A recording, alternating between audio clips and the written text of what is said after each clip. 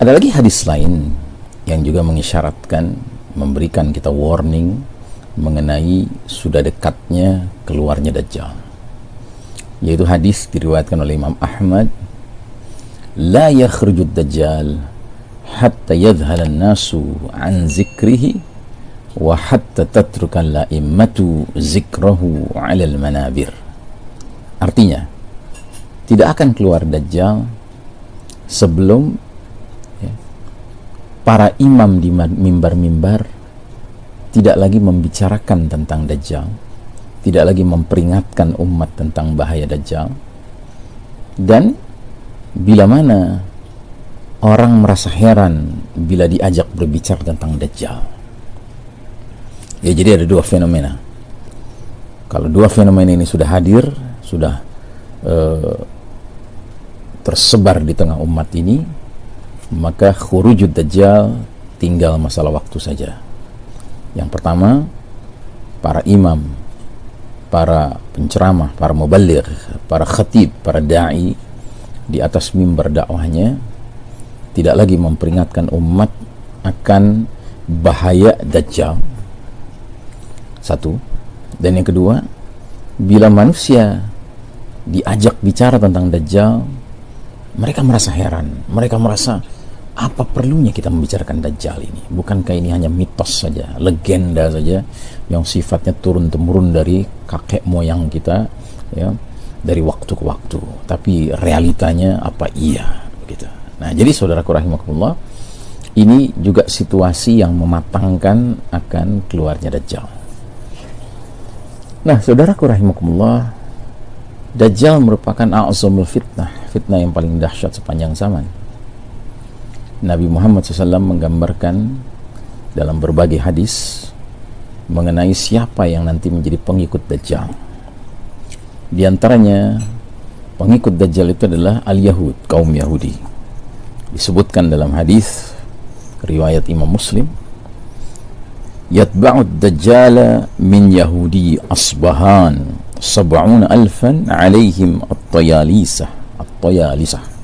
Artinya, akan mengikuti Dajjal dari kalangan kaum Yahudi Asbahan 70,000 orang yang mengenakan, yang memakai baju tebal yang bergaris-garis. Tayalisah itu khas, ya, kain kaum Yahudi yang mereka kenakan, mereka pakai, ya, dan terutama mereka pakai kalau mereka sedang berada di dekat weeping wall, ya, di dekat dinding ratapan, ya, beribadah, ya, mereka mengenakan tayalisa itu. Lalu yang menariknya dalam hadis ini disebutkan bahwa ke-70,000 pasukan Dajjal ini, pengikut Dajjal ini, mereka ini Yahudi Asbahan. Asbahan itu di mana? Isfahan. Isfahan itu sebuah kota di negeri Persia, negeri Iran, ya. Jadi inilah uniknya bahwa justru dari negeri Iran ini, ya, Dajjal akan mempunyai pengikut fanatik, ya, 70,000 orang Yahudi. Termasuk juga pendukung Dajjal itu adalah kaum pendurhaka, ya, ahli maksiat, dan kaum Khawarij. Disebutkan dalam hadis Ibnu Majah, yansha'u nash'un yaqra'una al-Qur'ana la yujawizu taraqiyahum kullama kharaja qarnun quti'a. Qala Ibnu Umar sami'tu Rasulullah sallallahu alaihi wasallam yaqul kullama kharaja qarnun quti'a aksara min 20 marrah hatta yakhruju fi 'iradihim ad-Dajjal. Akan tumbuh satu generasi yang membaca Al-Quran, tetapi Al-Quran itu tidak melewati kerongkongan mereka. Setiap kali muncul satu generasi, maka ia diputus. Ibnu Umar berkata, aku mendengar Rasulullah SAW bersabda, setiap kali muncul satu generasi baru, maka ia diputus. Itu lebih dari 20 kali sampai munculnya Dajjal di daerah mereka, ya. Nah, jadi saudaraku rahimakumullah, ketika disebutkan bahwa generasi membaca Al-Quran tapi Al-Quran itu tidak melewati kerongkongan mereka, ini ciri khas dari kaum Khawarij. Kaum Khawarij itu kalau kita perhatikan kebiasaan mereka membaca Al-Quran, kita akan merasa belum apa-apa kita membaca Al-Quran. Mereka banyak sekali membaca Al-Qurannya, tapi ternyata tidak melewati kerongkongan mereka. Artinya tidak membekas, ya, tidak membentuk akhlakul Quran dalam kehidupan mereka. Kemudian termasuk yang menjadi pendukung Dajjal adalah pelaku bid'ah dan kesesatan. Ya. Dari Hudzaifah radhiyallahu an bersabda Rasulullah SAW, "Likulli ummatin majusun." Ya, likulli ummatin majusun wa majusu hadhihi al-ummati alladhina yaquluna la qadara. Man mata minhum fala tashhadu janazatah. وَمَنْ مَرِضَ مِنْهُمْ فَلَا تَعُودُوهُمْ وَهُمْ شِئَةُ الدَّجَّالِ وَحَقٌّ عَلَى اللَّهِ أَنْ يُلْحِقَهُمْ بِالدَّجَّالِ. Setiap umat memiliki kaum penyembah api, majusi, dan kaum majusi dari umat ini adalah orang-orang yang berkata tidak ada takdir, ya. Jadi mereka mengabaikan keimanan akan al-qadar, takdir. Barang siapa yang mati di antara mereka, janganlah kalian hadiri pemakaman jenazahnya. Barang siapa yang sakit di antara mereka, janganlah kalian jenguk mereka. Mereka itu golongan sekte Dajjal. Allah pasti akan pertemukan mereka dengan Dajjal. Na'udzubillahi min dzalik. Ya, kita berlindung kepada Allah menjadi pelaku bid'ah dan kesesatan yang kemudian dipersatukan, dijadikan barisan dari pimpinan Dajjal, ya. Kemudian yang keempat, termasuk pengikut pendukung Dajjal adalah an-nisa, kaum wanita.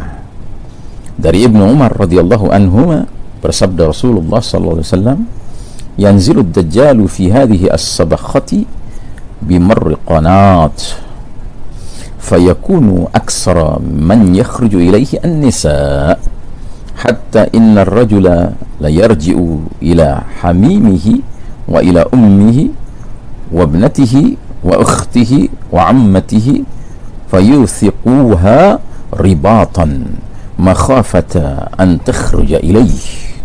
Dajjal tinggal di tanah berair di Marriqanah, maka kebanyakan yang keluar mengikutinya adalah dari kalangan kaum wanita. Sampai-sampai seorang pria pulang untuk menemui istri, ibunya, anak perempuannya, saudara perempuannya, bibinya, kemudian laki-laki itu mengikat mereka kuat-kuat karena khawatir kalau wanita-wanita tersebut pergi mengikuti Dajjal. Na'udzubillahi min dzalik, ya. Nah, ini ya sangat penting sekali diperhatikan oleh setiap laki-laki, bahwa mereka harus benar-benar menjaga, ya, kaum wanita mereka jangan menjadi pengikut Dajjal, ya. Mungkin diantara sebab kenapa kaum wanita yang lebih mudah menjadi pengikut Dajjal karena faktor emosional, ya. Dajjal ini pandai mengolah emosi manusia, ya, sehingga emosi manusia menjadi terbalik-balik. Apa yang baik kelihatan buruk, apa yang buruk terlihat baik di mata manusia-manusia yang emosional. Kemudian yang kelima, termasuk pendukung Dajjal adalah syaitan. Dari Abdullah bin Amr bin As radhiyallahu anhuma, ia berkata, "Inna fil bahri syayatin masjunah awsaqaha Sulaiman yushiku an takhruja fataqra'a 'ala an-nasi Qur'anan." Sesungguhnya di lautan ada syaitan-syaitan yang dipenjara, yang mengikatnya adalah Sulaiman alaihi salam. Hampir saja mereka bisa keluar, lantas mereka membacakan suatu bacaan kepada sekalian manusia, ya. Nah, penjelasan dari Syekh Mubayyad tentang hal ini adalah hadis ini mengisyaratkan dibebaskannya syaitan-syaitan dari penjara dan dilepaskan dari tali pengikatnya yang telah diikat kuat-kuat oleh Sulaiman alaihissalam, serta terlepasnya mereka ini untuk menyerang manusia dan membacakan bacaan kepada publik, kepada masyarakat luas. Saya tidak tahu apakah yang dimaksud dengan bacaan ini Quranul Karim yang dijanjikan, ataukah kitab selainnya yang dibacakan dengan cara menyerupai bacaan Al-Quran.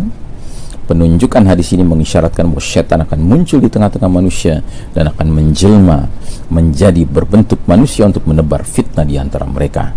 Saya pandang bahwa kebebasan syaitan ini mungkin terjadi di zaman Dajjal atau beberapa saat menjelang zaman Dajjal, sehingga fitnah syaitan menjadi persiapan menjelang fitnatul Dajjal. Nah, termasuk kelompok berikutnya para tukang sihir. Mereka ini menjadi pengikut Dajjal. Dan kelompok berikutnya para pemuas nafsu syahwat, ya. Mereka ini akan menjadi pengikut Dajjal, ya. Nah, jadi saudaraku rahimakumullah, kita berlindung kepada Allah Ta'ala menjadi bahagian dari pasukan Dajjal, para pendukung Dajjal.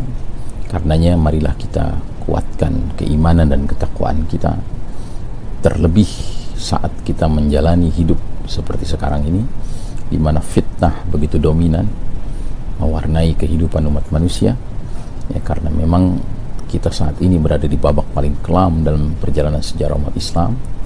Jangan lupa Nabi menyebutnya sebagai babak mulkan jabriyatan, para penguasa yang memaksakan kehendak mereka. Ya, dalam hadis yang lain lagi Nabi mengistilahkan dengan al-a'immatu al-mudilli, para imam-imam, pemimpin-pemimpin yang menyesatkan. Ya, dan mereka ini lebih Nabi khawatirkan daripada Dajjal, karena mereka ini berkolaborasi antara pemimpin sosial politik dengan pemimpin keagamaan. Ya, mereka hand in hand, bahu-membahu menjadi a'immah mudillin, para pemimpin yang menyesatkan. Ya, mereka punya posisi kepemimpinan, kekuasaan, tapi mereka tidak menggunakannya dalam kerangka meninggikan, memuliakan kalimatullah ya ulia, hukum Allah, tapi justru untuk menyesatkan sebanyak-banyak manusia. Na'udzubillah min dzalik. Wa sallallahu ala nabiyyina Muhammadin wa ala alihi wasallam tasliman. Assalamualaikum warahmatullahi wabarakatuh.